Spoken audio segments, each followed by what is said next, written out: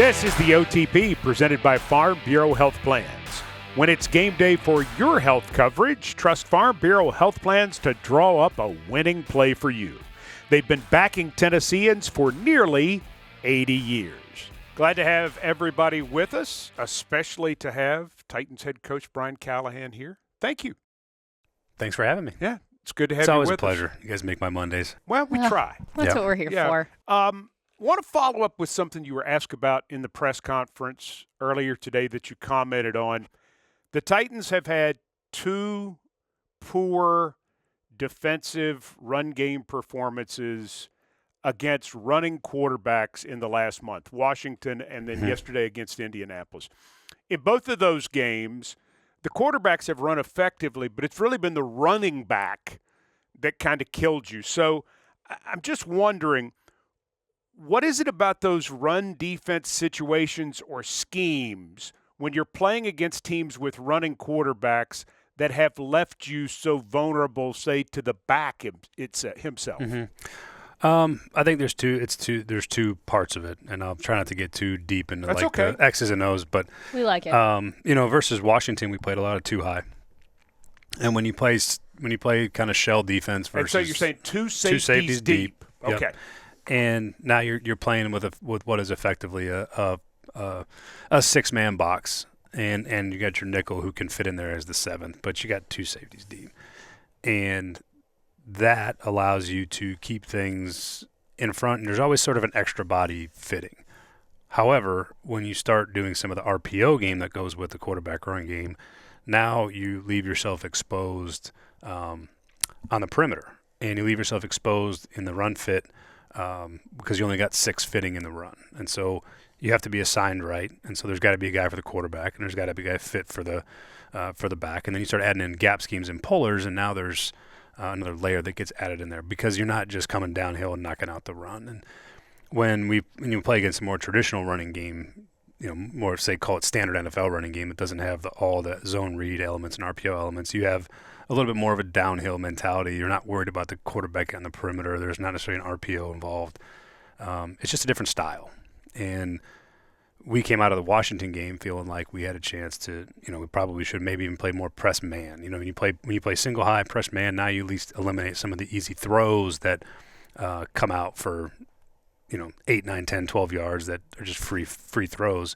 So now you play man, and now you're in a 7-man box. So the safety now inserts down in the box. Now you're in a true 7-man box, but you're pressed outside. You're playing man coverage. So we did a little bit more of that in this game. The issue is when you play man coverage and you play single high against that run style, what ends up happening is if you don't fit it right, then that's where explosive runs come from. If everyone's not, that's why you hear Jeff say it all the time, and he's 100% right, is it takes all 11 guys to stop the run. And when you're in those defenses where you're trying to eliminate a bunch of different things and you misfit one run, there's nobody else back there. Right. Whereas at least when you're playing in quarters, there's people back there to get the ball carrier down if they were to break through in the second level. And we've just had trouble playing against those schemes with that. We've sort of tried everything. We've pressured it. And when you look at the game in the totality of it, 3 runs really is where a bulk share of their yards came on. And the rest of the game, it was relatively, normal, solid NFL run defense most of the time. It was just those big ones that got out that make it really look poor and is critical to winning the football game when they have 3, 60-plus yard runs. That one where we have hookers in the hole and has a chance to get a tackle, and then the other one where K9's in the hole and has a chance to get him down, but we don't get him down on the ground. So you miss a tackle on top of it, and that's how you end up with explosive runs the way we did. So I would say it was, probably 80% of the time we played it pretty good, and then it was the 20% that was not good enough at all, and we didn't fit it right, we didn't tackle. Those things are where we had our issues in that game. So what you're saying is when you play a Washington or an Indianapolis with a Jaden Daniels or an Anthony Richardson, you really have to play a different style of defense which goes away from what you've largely done the majority of the time? Yeah, they force you into a different style because you have to be it's the old option football adage where you have to have assignments. I mean, everybody's got a gap, right? Everyone's responsible for a part in the run fit. But then when you add the quarterback into the mix, you're now adding an extra player into the run game. And so with the quarterback run game, you sort of always have an advantage. You always have an extra player that can carry the ball, and that's why it's so hard to stop sometimes. That's why these quarterbacks nowadays are running for the, Jaden Daniels is about to break RG3's record. You know what I mean? There's a challenge. It's a challenge for defenses to come out of what they see probably the same thing every week, and then 3-4 times a year you face a different style. And so you can't play the ends as hard. They have to work. They have to make sure they're surfing and watching the quarterback. You have to run stunt to manage some of the, quarterback keeps and quarterback run game, and you have to pressure some. And if you again, those are things where if you get caught or you get gapped out, and the ball hits through in the second level, they tend to be explosive, which is, what makes them hard to, look at Philly, what Philly does to people. Right. All right. So last one on this from me. Now that you have Anthony Richardson in your division, I know C.J. Stroud doesn't really run that same way, I don't think. No, they're very much still – they're a pro style. They're more pro style. Yeah. When he's healthy, Lawrence can run, but he doesn't run that. But do you think about changing some of the personnel scheme on defense going forward, knowing that you're going to see more of this going – Yeah, those are things you adapt. You're adapting to what we're seeing across the league, and you adapt to what you have to face. And those are all things that as you self-scout again after facing them, and where could we have been better? What calls do we like better? What structure is better for us? I know in Cincinnati when we started playing Lamar all the time, we were one of the few teams that really we kind of changed almost our whole defense to play against them. We were a 3-4 5-man front. And then when we play them, we turn into a 4-3 with 3 linebacker box. I mean, we played a whole different style of defense to play against Baltimore. So those things definitely happen sometimes. You have to adjust. The great players in this league and the good schemes in this league make you adjust, and we have to continue to evolve and keep finding ways to stop those things. So along those same lines, when the Colts saw T'Vondre Sweat go out of the game, did it feel to you, or did you get the sense that they were intentionally going after the run game after that? They were going to run the ball, I think, regardless. They've been running the ball well. Jonathan Taylor's played really well the last couple of weeks for sure. He's sort of got a hot hand, and they've sort of found something that works for them offensively with the way Anthony's been playing.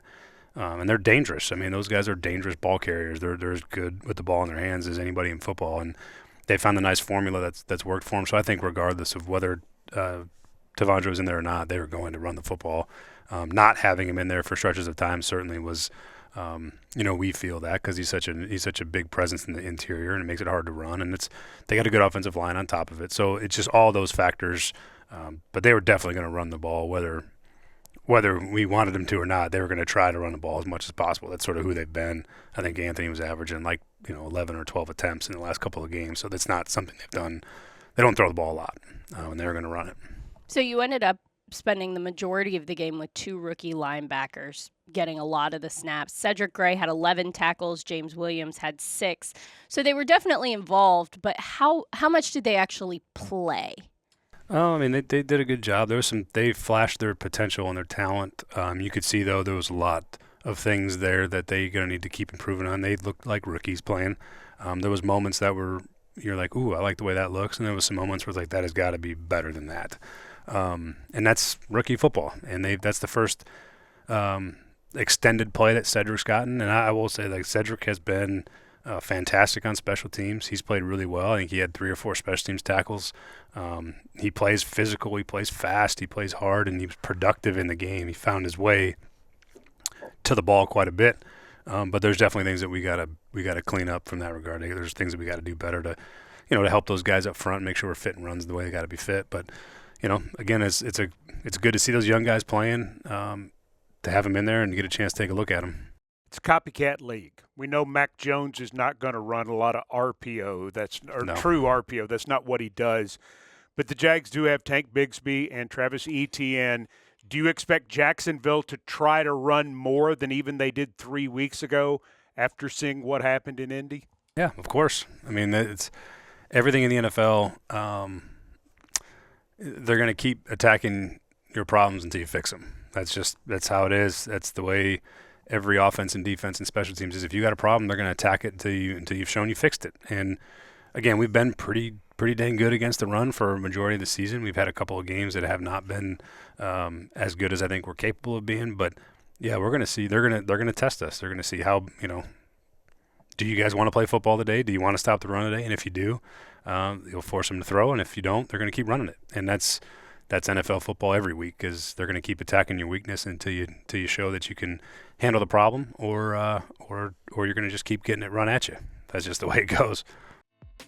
Hey, Titans fans, with a Kroger Boost membership, you'll score big with double fuel points, free delivery, and lots more. Go to Kroger.com/boost for details. Kroger, official grocer of the Tennessee Titans. Tighten up.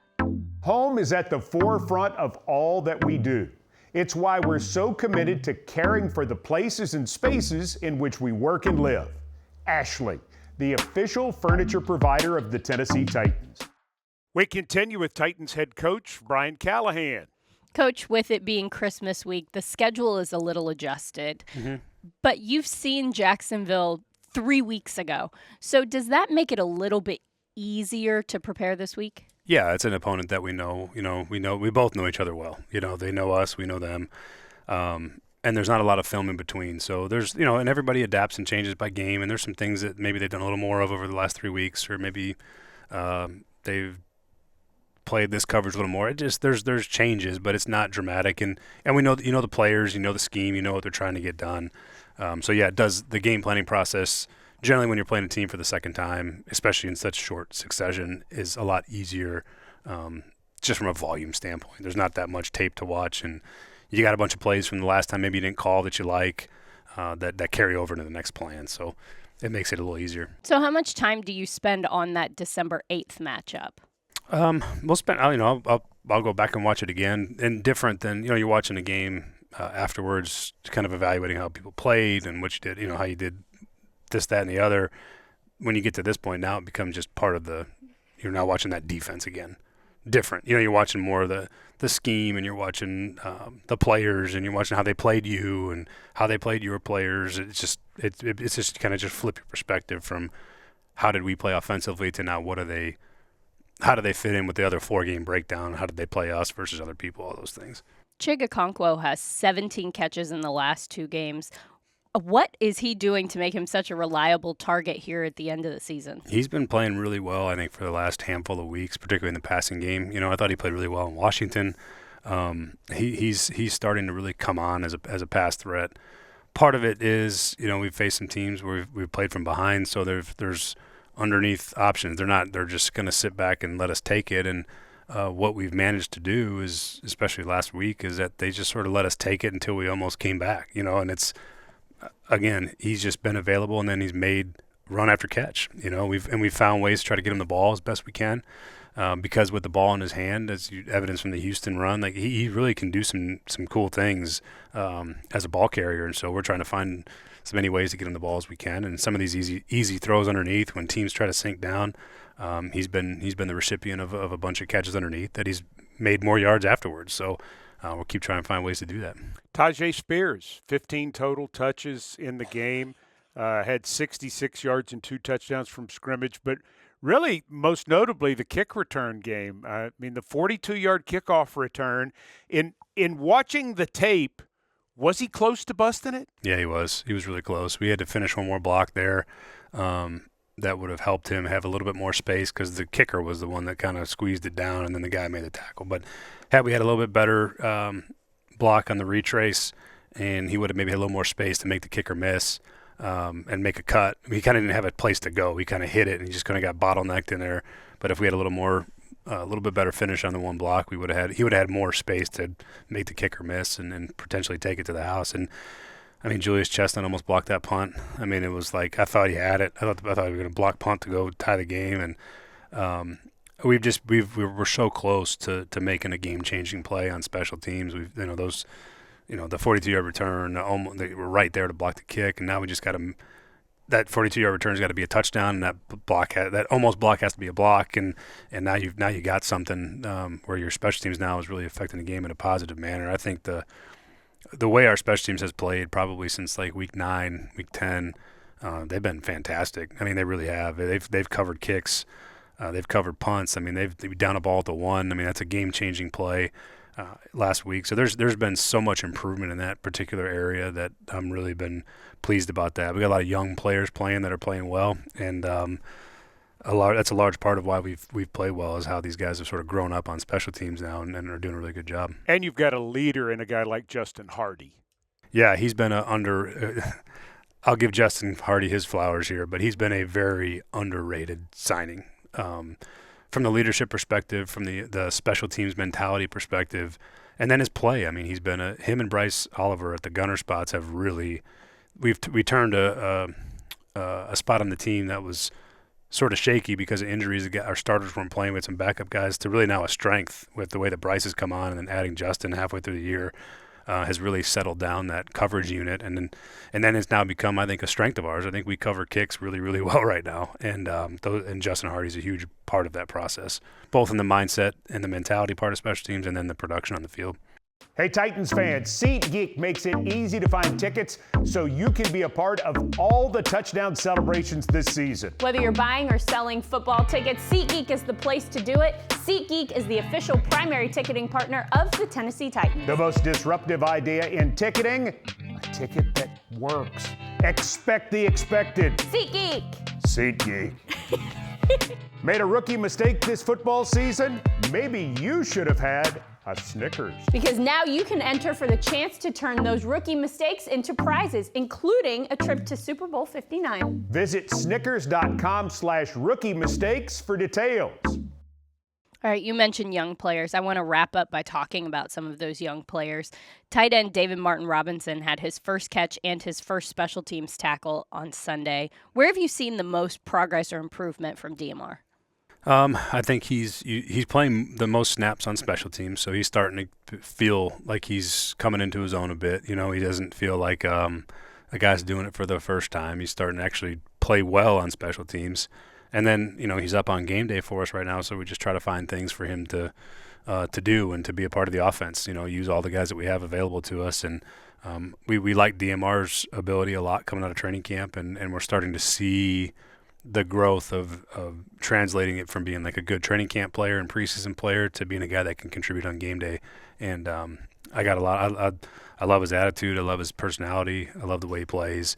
And seeing his growth has been really good for us. All right, another rookie, Khalid Duke, was a standard elevation for Sunday's game. Mm-hmm. This was his first action, and he's from Kansas State, which is exciting. So why do you decide to give him that look last week? We had a spot to elevate, and given the linebacker issues, it was really going to be, you know, for Colt, which player the elevation was going to be for special teams, and which guy from the practice squad that's been working do you think could help you? That you know, if he's going to be up, you got to use him, you know. And he went back and forth between Khalid and Thomas Odukoya has been that elevation for us for that linebacker role on special teams, and he was just really kind of pleased with how Khalid had played in practice over the last couple of weeks, and decided it was a decent opportunity to get him up in a couple of the roles that we needed some help in. So he was good reinforcements, and it was a happy for him to get a chance to go play. Coach, thanks as always for the time. You got it. Thank you. And thank you for joining us for the OTP.